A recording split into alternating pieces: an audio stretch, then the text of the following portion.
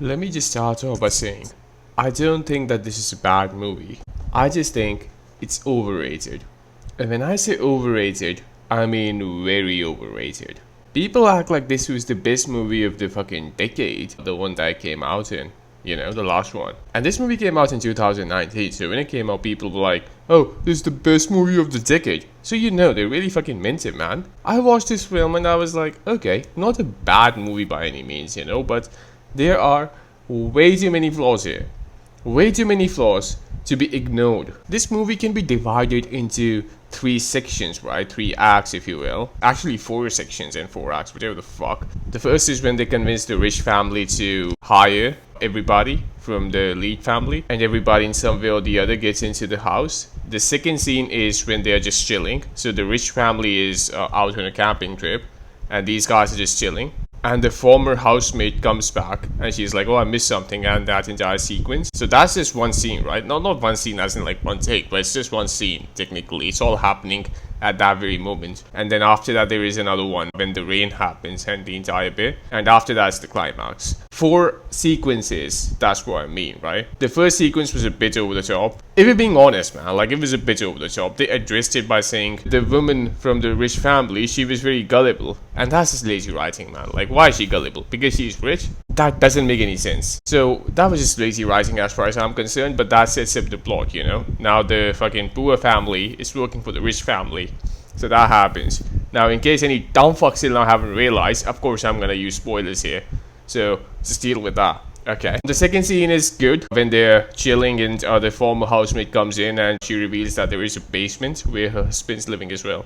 And that entire sequence is good. It's good, it's fun to watch and all. But we're talking about the best film here. Remember that. So when I say overrated, I'm just saying, is it really the best film of the decade? Or even the best film of 2019? I firmly disagree. It's an above average film, at best.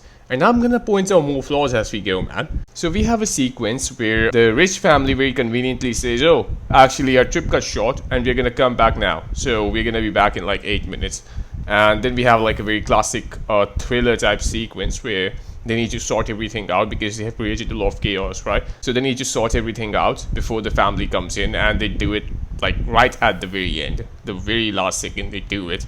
And then there is a little more to that, like they end up sleeping under the fucking, like they don't go to sleep, but it's late night, and for some reason the rich couple decides to sleep on the couch, and there's like a living table, and they're just lying under the living table waiting for these guys to fall asleep so that they can leave. After that we have the sequence where the rain happens and the poor family, the entire house gets flooded. They sleep in the gym and the rich family is like, oh, what a lovely day, thank god the fucking rain cleared everything out. And that entire sequence. Now during this time there are things. The dad from the poor family is the driver for the rich family. Now they think it's very subtle, but it's really not. They point out the fact that he doesn't smell very good. And then, of course, because the house was flooded and they were sleeping in the gym, when the rich woman casually mentions that, oh, thank God for the rains, the driver is visibly angry. And it's like, okay, sure, whatever. Honestly, man, his reaction, it wasn't really that strong as well. It's a very hard reaction to nail because the climax of the film, as we will come to, depends on these reactions. And he does it like twice or thrice throughout the entire movie. It's very hard to do, and I think he tried his best, the guy. And honestly, the script wasn't that strong, in my personal opinion. After that, we have a party, man. We have a party, right? So everybody's invited. The young guy from the poor family is now kind of having a thing with the young girl from the rich family. Everybody's invited to the party and they're having their own thing. For God even knows what reason, man, the young guy from the poor family decides to go back to the basement. During this time, just so you know, the former housemaid and what's his fucking name, her husband, these two people are stuck in the basement and they cannot come out by themselves. They're stuck in there. The young guy, he has a brick in his hand, a brick big enough to kill anybody, and I'm imagining he's going down there to just fucking kill them, But as soon as he fucking goes to the stairs, he accidentally drops the fucking brick. So he drops the brick, he slowly goes, and turns out that the guy, the husband, who was in the basement, knew that, oh, this guy is coming in, like because he heard the fucking brick falling down and all. So he basically kills him. at that point of time. He doesn't kill him, sorry. We think he kills him, but later it's revealed that he was still alive. Anyway, the guy, the husband who kills him, then he walks out, and now by this point you can kind of feel that we're towards the climax, right? So this is where I have a real fucking problem. Now, because we're at the climax, they need to do something that can bring the movie full circle. You know what I mean?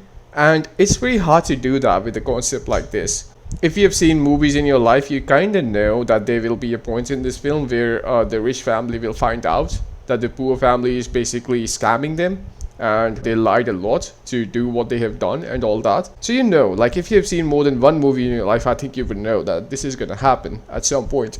And this does happen, but in a slightly different way. The husband from the basement walks out to the house and he picks up a knife, right? Very conveniently. There is no music playing anything, and this is very convenient. Like he picks up a knife from the kitchen and there is a party going on outside. He just walks outside and you know, like of course he's gonna kill somebody now. And the question comes, why? Why is he gonna try to kill somebody? I don't understand this, man. First of all, he just in his mind killed the young guy. There is no reason for him to believe that the rest of the family is gonna be outside. Maybe you can make an argument for the housemaid, but even then, like, why would you do this? He wasn't ever shown as a mentally unstable guy. I didn't buy the fact that he would make a decision of this nature. So he goes out, he fucking stabs a bunch of people. He stabs the daughter from the poor family and she dies on the spot. I can't remember who kills the husband from the basement. Somebody does. The driver throws off the car keys towards the rich dad, but the keys collide with the husband from the basement. I can't remember any of their names. I think it would have been easier if I remember their names. The husband's now dead, and the keys are under his back. What the rich guy does, he pulls his body up and he picks up the keys, and while he's doing it, he visibly reacts to the smell. So the guy is obviously smelling, you know, because he hasn't taken a shower in like a million years or something, because he was living in the basement. So reasonably he's smelling, and the guy, the rich guy, visibly reacts to it. So the driver, when he sees it, now of course, because the rich guy has talked about his sins in the past as well, he gets very angry at this and he stabs the rich guy out of nowhere. Now I know what some people are thinking, oh well, it makes sense, you know. Does it though? Does it? Like, if we're being really honest, man, does it? Like, he got so fucking angry at this. Why? A minute ago in the film, he was talking about philosophy and stuff, man. He's like, oh, we shouldn't plan anything. And you can argue, oh, well, he didn't plan anything here. Here is the thing, man. If you say something like, oh, we shouldn't make any plans because things don't ever work out the way you planned them, which is true, man. If you're wise enough to say something like that, I would argue that you are not stupid enough to kill a rich guy in front of a million people. Not a million people, but you know what I mean. It didn't make any sense. Now, I did understand what the fucking writers were thinking, but this is not the writing that the best picture of 2019 should have. Not in my personal opinion. And then he disappears and everyone's like, oh, where the fuck did he go? We find out that the lead character is not dead, right? So he wakes up from like a month-long coma, and the mom's still alive as well, obviously not working for the rich family anymore. The rich family doesn't even live in the house anymore. It's somebody else who lives there now. Everyone's wondering where the fuck did the dad go. The news channels have also covered it, and they're like, we can't find the fucking criminal. There was this thing, like this Boy Scout thing, where you can convey messages using lights. Like, you press the light on and off in a certain pattern to convey a message. The dad was in the basement actually, but nobody actually knew that there is a basement, right? Even the rich family who was living there, they had no fucking clue that there is a basement. The family living before that knew that there is a basement, but they never told the new family who was living throughout the majority of this film in that house that there is a basement. The housemaid who was there was also the housemaid for the previous owner, so she outstayed the owner basically, right? So that's kind of what happened here. So she knew about the basement, which she revealed afterwards, but the owners never knew about it.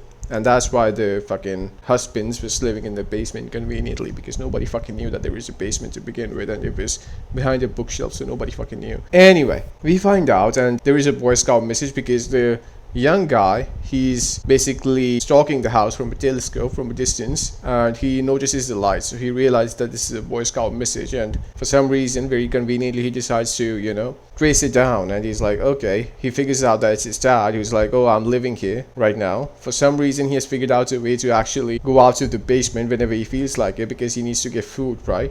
So he does that as well, and he's like, every time I do it, I'm basically putting my life on risk, because if anyone spots me, then that's the end of that, you know? So the story then ends with the rich guy, sorry, what am I saying? The poor guy, the poor young guy saying that I'm gonna become rich enough, buy the house, and then I'm gonna come and rescue you. Here is my question. Here's my fucking question, man. So this guy, he's figured out a way to go out to the basement. Why can't he figure out a way to go out of the house, man? Okay, so there is a new housemate, right? Like, there is a new person there with the rich family, the new rich family. They also have a housemate because they're rich people and they're living in this fancy fucking house. So, of course, they can afford a housemate. Sure, you have figured out a way to go out to the basement. You get some food every night and then you go back inside the basement, isn't it? Tell me this. Okay, of course, he's a wanted criminal, but he can wait for a month or two, man. He can let things die down a little bit, people move on from this event and focus on the next thing, and then he can just fucking sneak away. He knows where his family lives. He can go there and, you know, just fucking hide in that house with his family, like, instead of, you know, hiding in that godforsaken basement. It doesn't make any sense. Just for the sake of a godforsaken climax, they took so many leaps and most of them did not make any sense. You can force things, right? Like, you can force an argument that, oh, well, it was very hard to leave the house because of security. There was no mention of security in that house from the beginning. There were some basic things like you have to press the button to open the main gate and stuff like that, but you can just climb over the top of the fence as well. There were just so many inconsistencies. A majority of this film was basically just that thriller type of thing where they need to sort things out before the rich family comes in, because if they see what's going on, they will obviously lose their minds and call the cops. So that was fun to watch, as I said. But again, we are talking about the best picture of the decade here, right? Or best picture of the year, whatever the fuck. It did win an Oscar for the best picture, and it's a Korean film, right? So you must be really fucking exceptional if you won the best picture Oscar. Not the best international feature Oscar, which this film also won. But I'm talking about the best feature film, right? The main one. A Korean film wins that. I'm expecting a lot, man. I'm expecting a whole lot, but that didn't happen. So in my opinion, man, for that reason, this movie is overrated as fuck, and people need to really increase their standards, man.